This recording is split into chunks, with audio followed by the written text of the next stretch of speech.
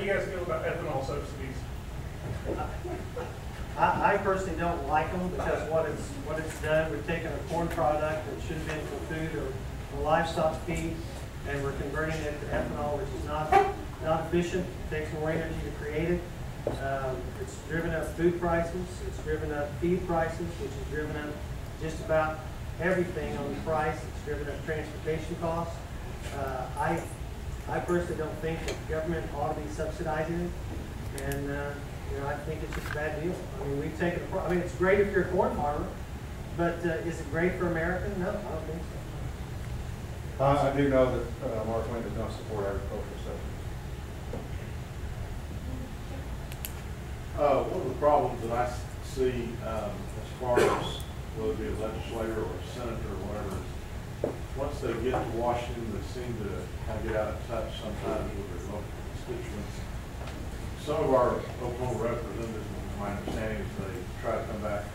I think Representative Warren tried to do that much as he could as well. Could either one of you tell us if you end up being the second district congressman for our district, what is your philosophy on that? How will you try to you know, come back and be in the district and have public town halls and things like that? Sure. His question was, how are you going to stay connected back? A lot of folks get disconnected from the district. They don't ever show up. You know, it's interesting. I was in Chicago and walked into a hardware store, and they said Congressman or candidate Bourne at the time came into the hardware store. He said he'd be back. He never came back. You know, it's interesting. I've served as a state rep in Oklahoma City while operating my business. I mean, it was 4 days a week. I'd come back on Thursday. Sometimes I would stop in at a carpet cleaning job and finish up, or I'd be working on Fridays and Saturdays. Because my family has grown and my kids are not going to suffer, I will be traveling back and forth. My wife will be going back and forth with me because I think there's accountability. I think there's an important relationship that needs to be strengthened. She'll be a great asset. You know, who knows what opportunities can open up for her to minister to other women. But my plan is to come back and forth. I've developed some great friendships up and down the district. You know, I've got a place to stay just about everywhere I go, whether it's up in Grove or it's down in Durant or Broken Bow or any place, because we've developed those friendships, and those people matter. They're not just a spot on the map now.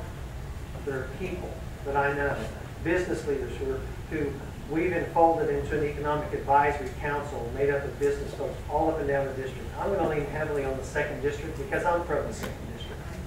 I mean, I'm 50 years old. I've lived 49 years in the district, raised my kids in the district, had my business in the district, and I'm the only one of the candidates that can say that. I'm going to defer that one because I haven't talked to him about that particular issue, so I think it'd be fair to let him answer that. Oh, I'm assuming if he has 3 kids, little kids, he's going to be seeing them, either taking them with him or something. But, yeah.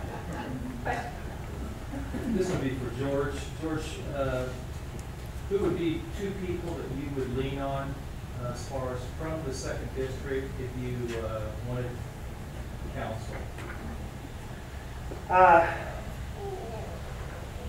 Well, probably one person that I've met because of this campaign is David Burridge. He's from Atoka, very successful businessman. He also is involved in his community, and he knows what to build strong communities. Governor Fallon has tapped him to sit on his transportation committee. He's probably one of the most selfless individuals that I know, and I just met him through this campaign. You know, my father-in-law is a great source of wisdom. In fact, he's the one who led me to the Lord at age 16. You know, he is getting older, but I had, and I'll throw one more in there, I had a friend of mine who was a former bank examiner said, hey, I want to help you. I don't want to get paid. I want to help you understand the bills. And there's people like that all up and down the district that want to get involved, not because they want something to gain, but because they want to get the country back. So those are just 2 off the top. That's kind of a random question. I hadn't had that one before.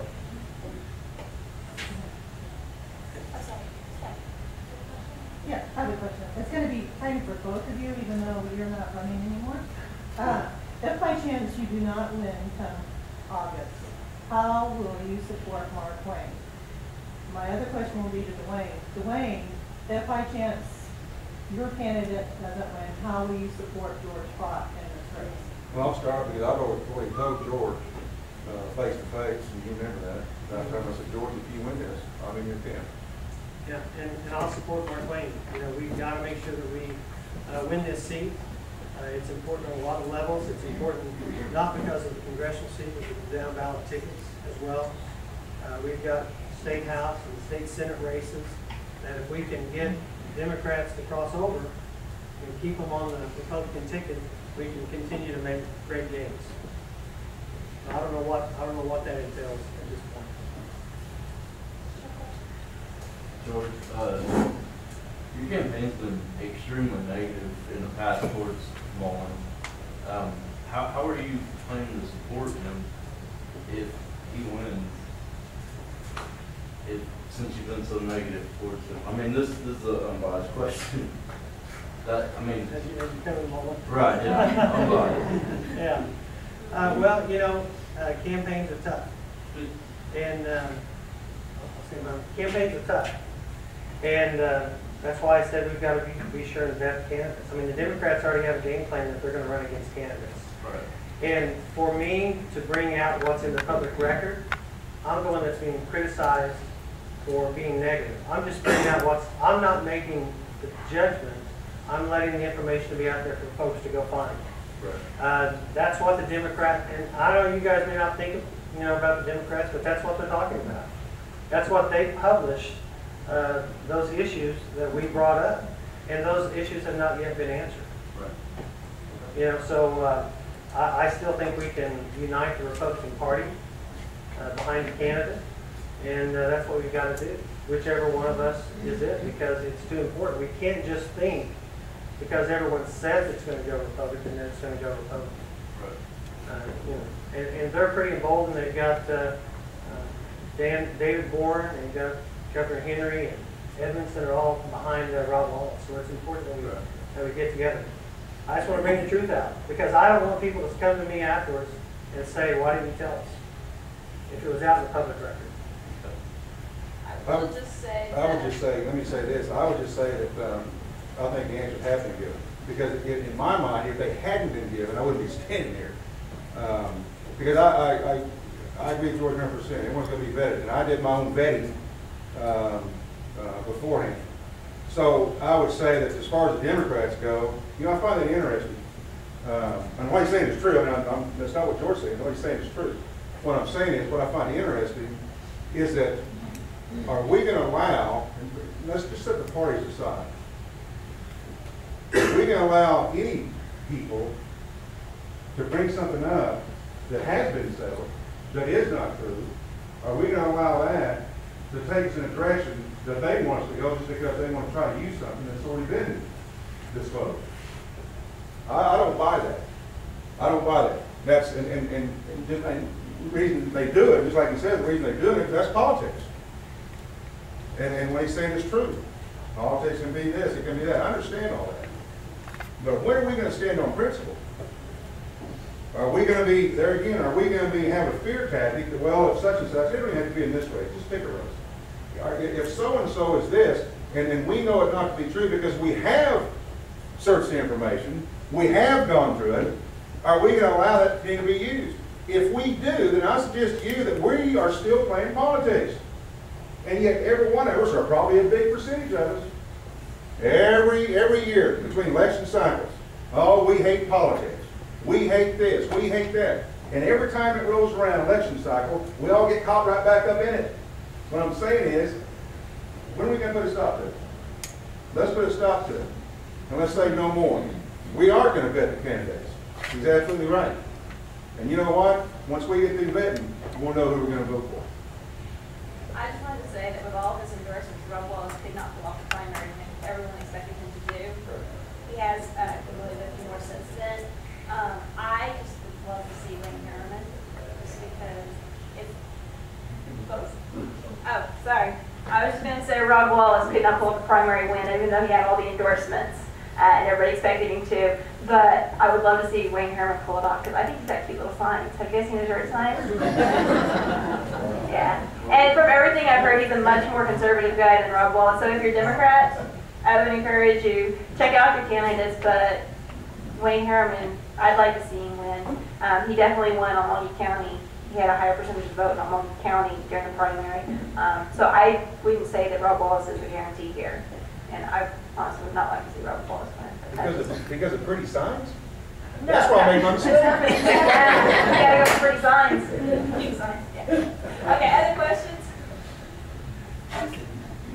What are your thoughts about the Patriot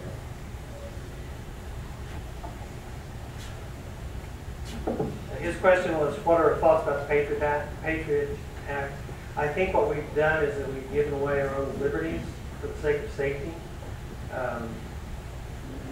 There might be some things in there that at the time were beneficial, but they have trampled pretty much on our liberties.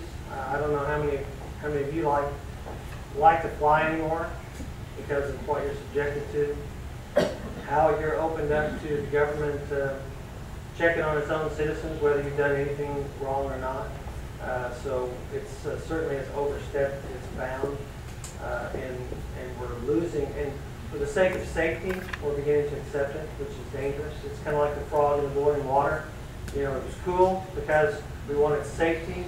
After 9/11, well, the water's boiling now, and this president wants to move it even further, and pretty soon it's all going to be cooked. That's why we need to move out.org and get Obama out of the White House. Just move him out.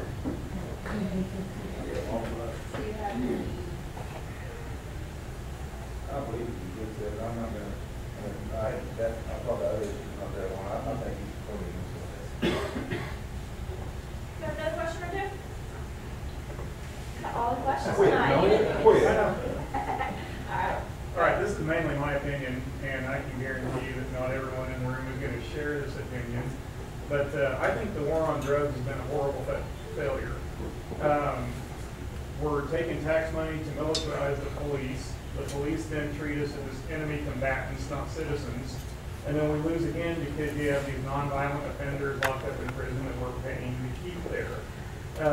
So just what are your opinions on the war on drugs? Well, I agree with you on a lot of those issues. That we've wasted a lot of resources that haven't been as effective. I mean, we've seen the effects on the state level of drugs. We've got, and that probably speaks to maybe some of the problems with the open border that we have pretty much. I mean, let's face it, it's pretty much an open border right now where you're not only getting drugs across, you're getting illegals across, you're getting terrorists across there, you're getting human trafficking, you're getting sex trafficking.